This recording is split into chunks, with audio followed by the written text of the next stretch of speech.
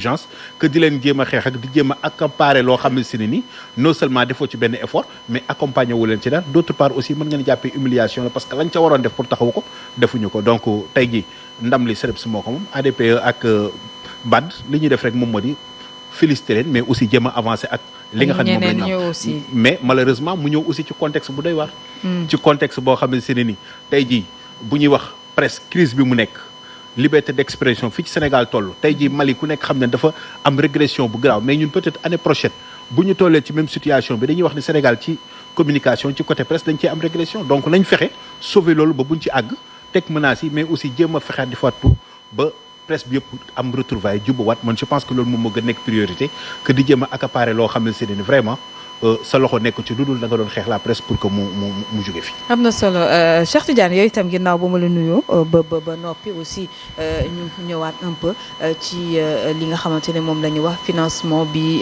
ADPME amal lëkkaloo ceeg BAD ngir ñu jàppale yenn ci entreprise de presse yi.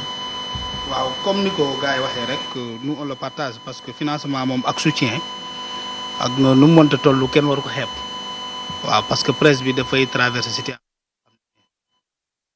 précarité qui a commencé à faire ses conséquences ñëpp di ko sentir donc ça vient à un bon moment surtout dans une période boo xam ni on parle de 381 entreprises qui risquent d'être fermées je pense que ci 381 yooyu amul 12 entreprises yooyu am de presse yooyu amul benn bu ci bokk ci li ma yaakaar. Maintenant le seul problème mooy li ñëpp a constaté mooy le fait que le ministre de la communication bëgg a def akimo bëgg a def récupération mbir mi te lu mu sekk ak presse su Sénégal parce que lii déjà c'est la BAD il ne faut pas l'oublier du xaalisu état au Sénégal c'est la BAD qui a financé qui a décidé de soutenir des entreprises de presse maintenant man je vais aller au-delà de cela pourquoi 12 organes de presse quels ont été les critères de sélection question de transparence boobu ñu war nañ ko mën a xam parce que je pense que Sénégal c'est plus de 400 entreprises de presse war nañ mën a xam 12 yooyu qu'est-ce qui a été les critères parce que man xawma ko critères de sélection bi lan la ñaata la ñu am kenn ku nekk est-ce que 100% maye la ndax am na possibilité de rembourser une petite partie quel est le taux d'implication de l'État du Sénégal du ministère bi nga xam ne moom bëgg na def 75. C'est 350 ou 300 mais les ñu jot a séddoo c'est 280. oui et puis aussi dire que gars yi nee nañu jotuñu seen xaalis gars yi nee nañu jotaguñu dërëm ci communiqué CDEPS bi ma lii dem. à la fin il y aura des audits aussi. voilà ci day am donc ci wàllu woowu. voilà parce que quand tu as affaire à des gens yoo xam ne dañuy gaaw a di nañu xam dañu bëgg mu leer quoi. parce que xaalis moom quand c'est rendu public. la transparence devient presque tout de suite une obligation que ñu xam critères de sélection yi nan la. parce que y a des frais d'impression pour ñi nga xamante ne peut-être ñoom ñoo nekk ci presse écrite bi ak yeneen yi nga xamante ne moo jëm ci achat de matériel aussi donc mobilisation ñi nga xamante ne peut-être ñoom ñoo yore médias yi à 25% et ñoom ñu joxe 75% yi. oui ça c'est les modalités de recouvrement kii tri bi sélection bi. maanaam pourquoi 12 organes de presse man foofu laay waxee 12 organes de presse yooyu ñan la pourquoi ñoom pas les autres parce que c'est une république Covid-19 bi impacté wul que 10 organes de presse quand même wala 12 wala 13. est-ce que c'est ça non ñoom ñoo ko demandé. su ma juumulee ñoom les organes de presse ñoom ñoo dugal loolu ñoom ñoo ko demandé pour ñu accompagner leen ci wàllu woowu. ci wàllu woowu très bien maintenant ñun gis nga lii. baax na de ndimbal baax na. waaye dama ni. ñun lu ñuy xaar mooy yegseegul. muy lan. lu ñuy xaar pour la presse sénégalaise mooy yegseegul. muy lan. lu tax ñu bloqué ko boobu ba tey yegseegul le fond d'aide à la presse. ah oui mais foofu la wax ji nekk du lii. lii bu dee yow yaa dem soumission dem demander ñu dimbali la. kooku sa droit la ku ko mën na ko defi. jarul débat jarul sax muy public wala muy keneen. parce que da ngay xawi sutura sax ay nit ba ñëpp yaakaar ne xaalis la boo xam ne BAD moo ko jël. yëkkati ko may kay organe de presse. kan bi ñee jox ñee mais question c'est pour cela c'est pour que mu leer nit ñi xam lan la parce que bari na peut-être ku yor fale benn organe de presse dëgg na y a un fonds d'aide un fonds d'appui aux organes de presse. jàpp ne état bi moom moo tànn ay organes de presse am 12 la surtout dans un contexte où on est en train de demander de la transparence voilà des conditions à remplir pour être reconnu ainsi de suite yooyu il faut que ñu leeral ko comme ça ñu xam ne lii c'est des entreprises de presse ñoom ñoo jug def soumission demande ñu dimbali leen parce que y a une crise que le pays là a traversé maintenant loolu man intéressé wu ma li ma intéressé mooy le fonds d'aide à la presse bi nga xam ne bépp organe de presse daan na ci jot fu mu toll lan moo tax ñu bloqué ko lan moo tax le ministère là il n'en parle pas et pourtant les gens le demandent. bientôt 2 ans. C'est ça fu mu dugg te pourtant mu ngi jaar Assemblée nationale. Le budget est voté.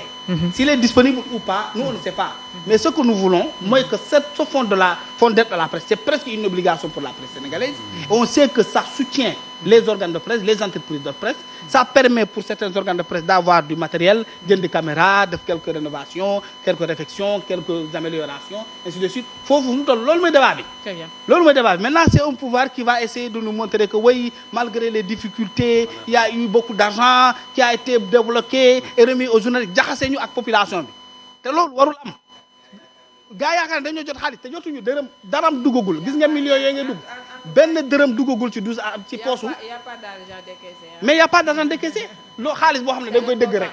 mais Cheikh am na ñoo xam ne déglu la bu ñu gisee studio yu bees yi.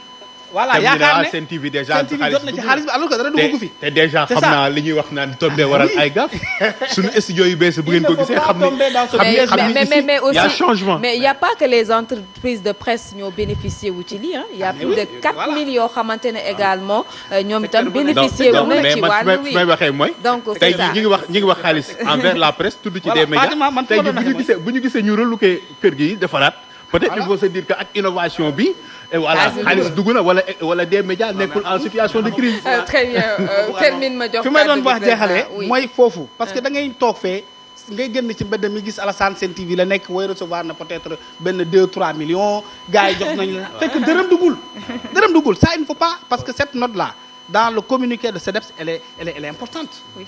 Cette précision là elle est importante.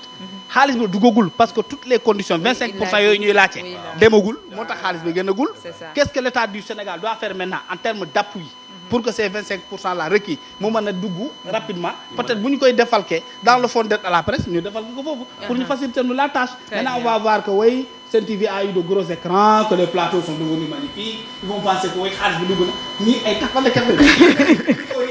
Cheikh Tidiane merci beaucoup Cheikh Tidiane am na solo bugaan moom xanaa ku ko xamul ku ko xam moom xam ne moom ci liggéey moom lii moom xaaru ci dara waaw je pense que loolu c'est clair et bu ñu koy jënd yaakaar naa et on le remercie au passage vraiment ci studio yi c'est trop nice machallah hein confortable et voilà am vraiment on dirait pas hein. président pourtant si de pourtant président sax na de waaye nag mais boo xoolee outil de travail boo xoolee cursus bi dañu war a suux ñun fu mu toll bu ñu waxee rek ay jàmbaar lañu alors le Pikinois de la part de Fabrice Ngema nuyu na sax dugg ma ne ko le Pikinois de la part de Fabrice Ngema mu ngi noonu dugg na moom tam mu def réagir très rapidement aussi sur la question.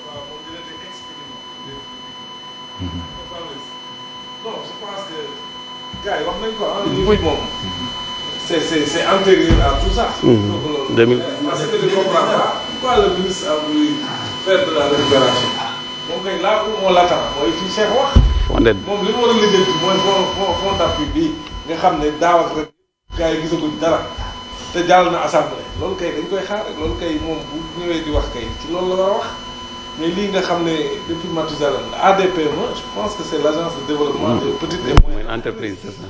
voilà donc moom li muy xinte mooy xool nan la entreprise yooyu petites et moyennes yi nan lay def boo ñu gën a dëgër waaw ci cadre boobu peut-être ñu négocier financement boobu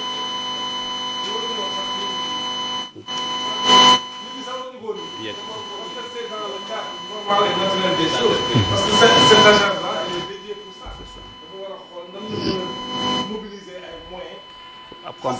faciliter l'accès aux entreprises pour que ñu mën a développer c'est ça. la vocation donc je pense que donc c'est antérieur. bu dee bi su fekkee ni dafa am rôle bu ci état bi